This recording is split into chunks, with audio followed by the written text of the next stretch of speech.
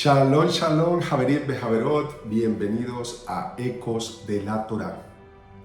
Continuamos explorando las profundidades de la Parashá Lech Lecha y ya nos encontramos en el eco número 2.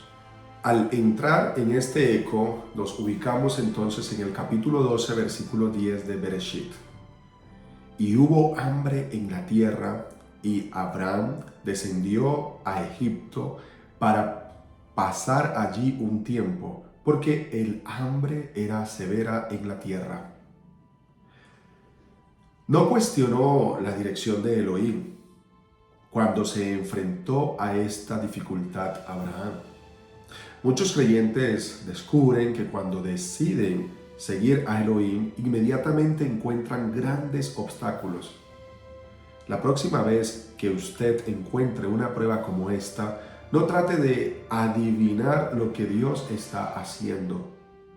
Use la inteligencia que Elohim le ha dado, como lo hizo Abraham cuando se trasladó temporalmente a Egipto, y espere nuevas oportunidades. Capítulo 12, versículo 15.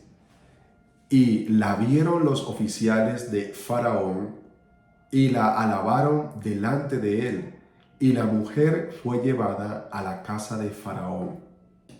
Sara representa el habla sagrada.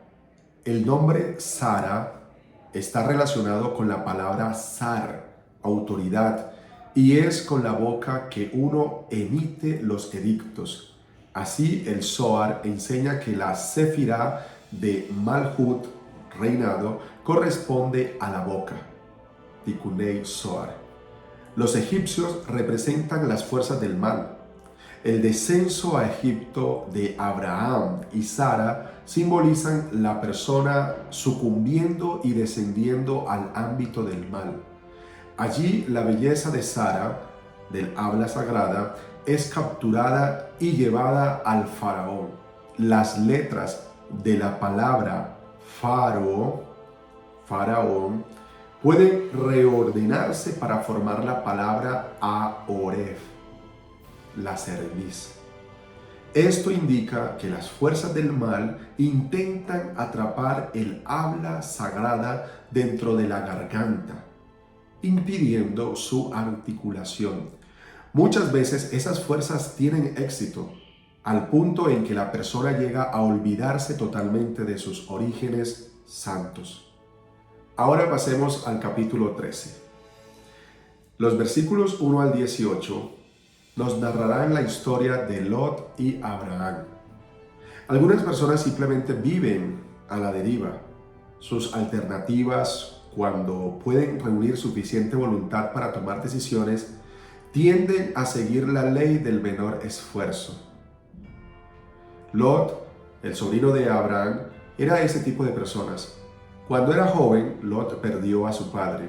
Aun cuando esto debió haber sido duro para él, contó con el ejemplo de su abuelo Terah y de su tío Abraham, los que lo criaron. Aún así, Lot no desarrolló el sentido de propósito que ellos tenían. Estaba tan atrapado en el momento presente que era incapaz de ver las consecuencias de sus acciones. Es difícil imaginar lo que habría sido de su vida sin la intención esmerada de Abraham y la intervención de Elohim. En el momento en que Lot fue sacado de esa situación de su vida, había dado un horrible giro. Había estado tan mezclado con la cultura de sus días que no quería dejarla. Luego sus hijas cometieron incesto con él. Su vida sin rumbo lo llevó finalmente a un camino muy definido, la destrucción. Sin embargo, Lot es llamado justo, como bien dice la segunda carta de Pedro, capítulo 2, versículo 7.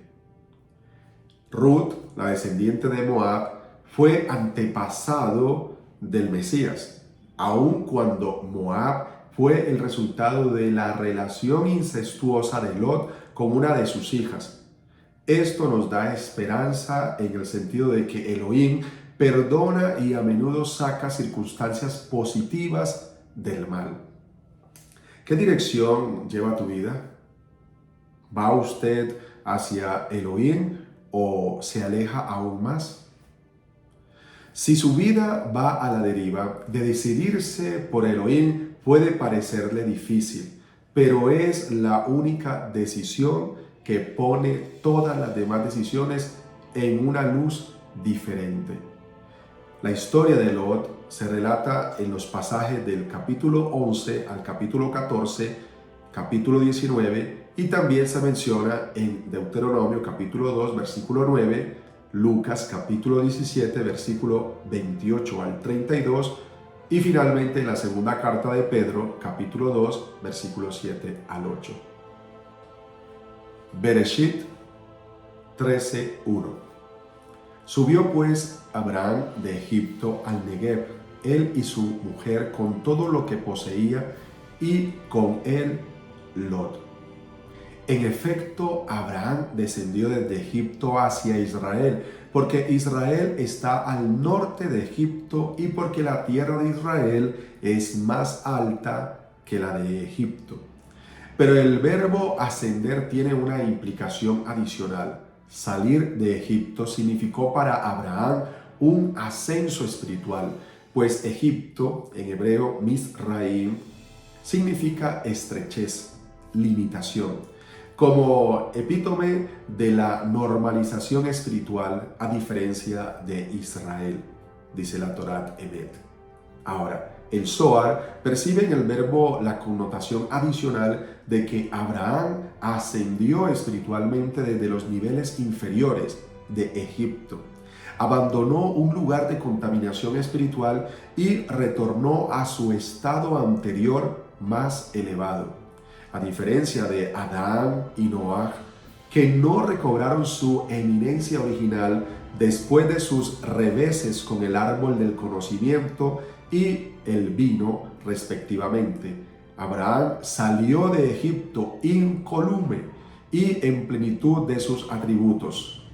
Abarbanel dice que todo tiempo que él había habitado en Egipto, no construyó altar alguno ni invocó el nombre de Elohim. Pasemos ahora al capítulo 13, versículo 2 de Bereshit. Y Abraham era muy rico en ganado, en plata y en oro. Era muy rico.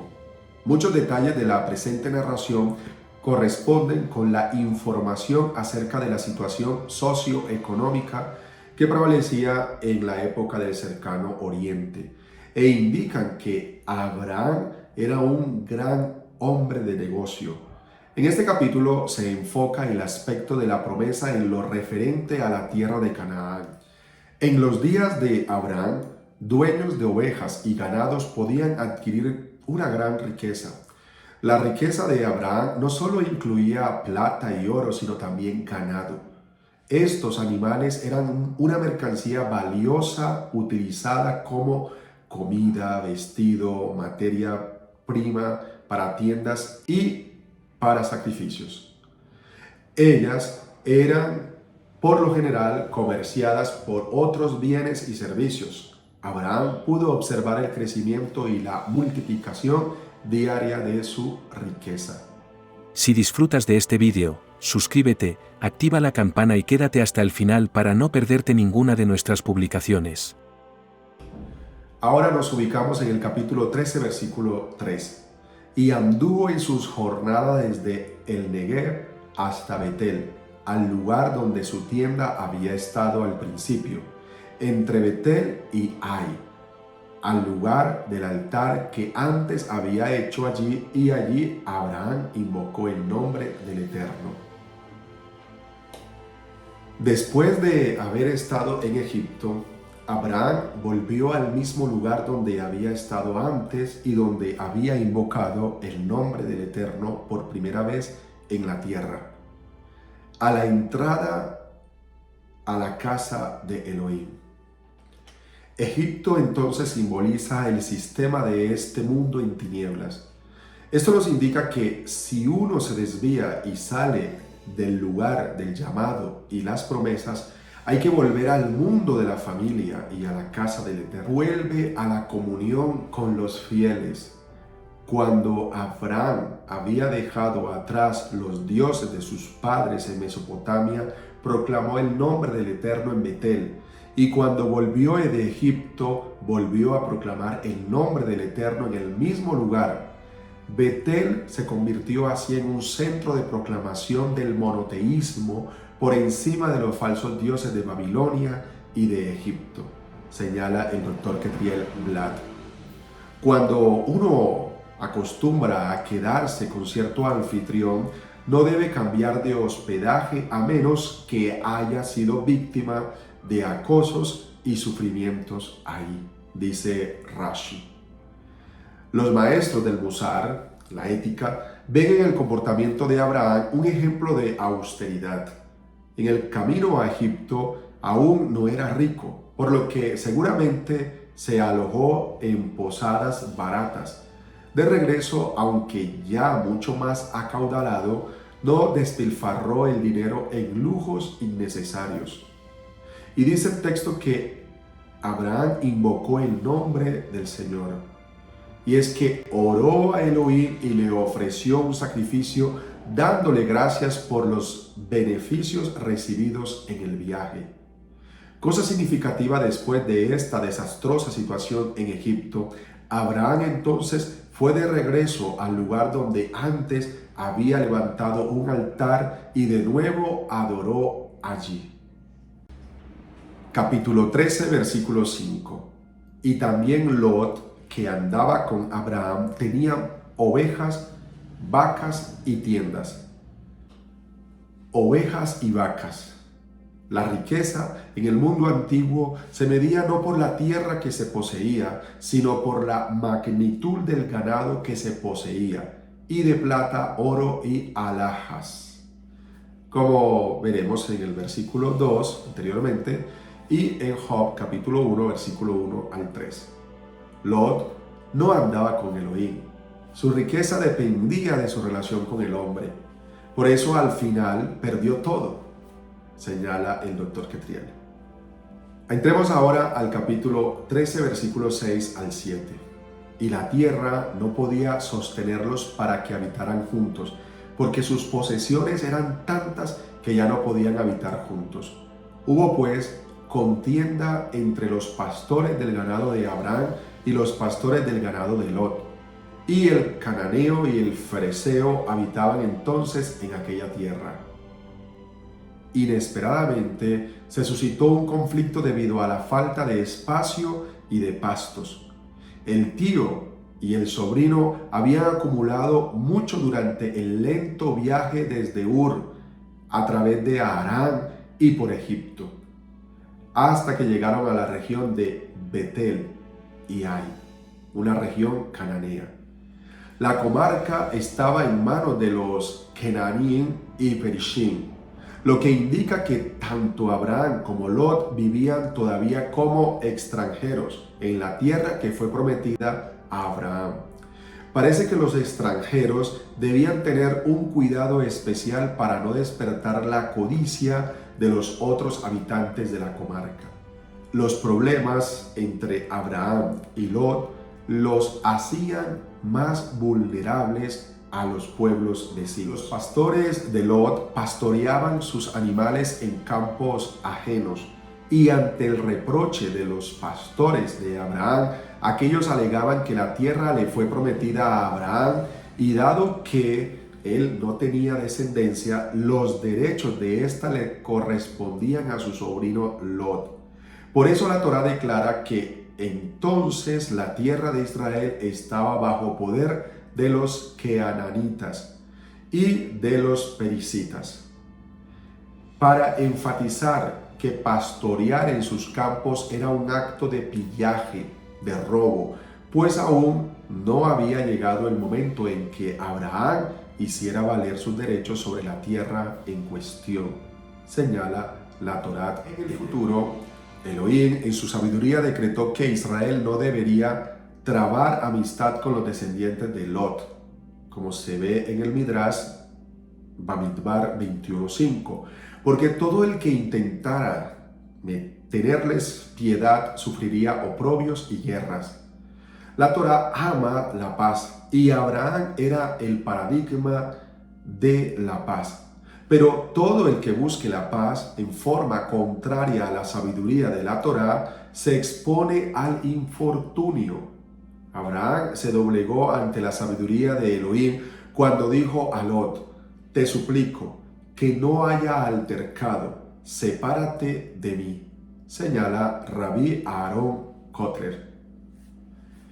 Kenaní, cananeos, es similar a la frase Can-Aní, es decir, aquí hay pobreza. Donde hay disputas, hay pobreza. Pero la paz trae abundancia, dice el Lukitei Moharan. La disputa se produjo debido a que otras naciones aún tenían alguna autoridad en la tierra. Para liberar a la tierra de la controversia, debemos anular el otro lado. Cuanto más lejos nos mantengamos de las disputas y de las controversias, más se anulará el otro lado, señala el Lukitei Halajot. Ahora nos encontramos en el capítulo 13, versículo 8 de Bereshit. Y Abraham dijo a Lot: te ruego que no haya contienda entre nosotros, ni entre mis pastores y tus pastores, porque somos hermanos. Rodeados de vecinos hostiles, los pastores de Abraham y los de Lot debieron haberse unido. En lugar de eso, permitieron que la envidia los separara. Situaciones similares existen hoy en día. Muchos creyentes discuten y pelean mientras el adversario, Satanás, está trabajando alrededor de ellos. Las rivalidades, las discusiones, los desacuerdos entre creyentes pueden ser destructivos de tres maneras. Primero, pueden dañar la buena voluntad, confianza y paz, la base de las relaciones humanas. 2. Frenan el progreso de importantes metas. Y 3. Nos hacen concentrarnos en nosotros mismos y no en el amor. Nuestro Rebbe Yeshua supo cuán destructivo pueden ser los argumentos entre humanos. En su oración final, antes de ser traicionado y arrestado, Yeshua pidió a Elohim que sus seguidores siempre fueran uno. Juan capítulo 17, versículo 21. De los comentarios de la Parashá Lech Lecha en la Torá David, extraemos lo siguiente. El éxito de la persona depende de que sepa con claridad cuál es su función en el mundo. Vemos que no hay ninguna situación en el mundo que no tenga una razón de ser. Está escrito en el Pirkei Avot 3:17, si no tiene Torá, no sabe cómo comportarse, y si no se comporta como se debe, no puede tener Torá. De esto aprendemos que no se puede cuidar la Torá sin las debidas herramientas. A la Torá se la compara con el agua que necesita un recipiente que la contenga, y ese recipiente lo constituye la persona con buenas cualidades y con un buen comportamiento. Elohim quiere que hagamos el bien con todas nuestras fuerzas, pero lo principal es que actuemos con la intención de cumplir la voluntad divina, tal como está escrito en el Tratado de Berajot 5b. ¿Quién más, quién menos? Con la condición de que tenga el corazón orientado hacia el cielo. Tal como Abraham Avinu, que incluso el sacrificio de Isaac lo realizó de manera oculta, sin que supiera nadie. Este es un nivel muy elevado. El mérito de Abraham Avinu protegió a Lot de los habitantes de Sedom, y por eso no descubrieron antes sus actos de bondad y lo mataron. Incluso cuando llegó el momento de destruir a Sedom por el nivel de maldad al que habían llegado, Elohim salvó a Lot solamente para evitar que Abraham Avinu sufriera por su muerte y no por algún mérito que tuviera Lot, porque todo su comportamiento estaba empapado de corrupción. Cuando le mandan a la persona mensajes del cielo para despertarlo y abrirle los ojos ante sus errores, si la persona no sabe descifrarlos y no acepta el reproche, entonces se vuelve como un pecador, al cual le advierten que está cometiendo un pecado e insiste en seguir por su mal camino, pecando en forma consciente. Hasta aquí los comentarios de la Torá David. De esta forma llegamos entonces al final del eco número 2 de la Parashá Lech Lecha. Suscríbete a nuestro canal para unirte a esta experiencia de aprendizaje y crecimiento espiritual. Deja tu like, comenta y comparte estos estudios para expandir juntos nuestra comprensión de la Torá y fortalecer nuestro vínculo con nuestra herencia espiritual. Hasta pronto.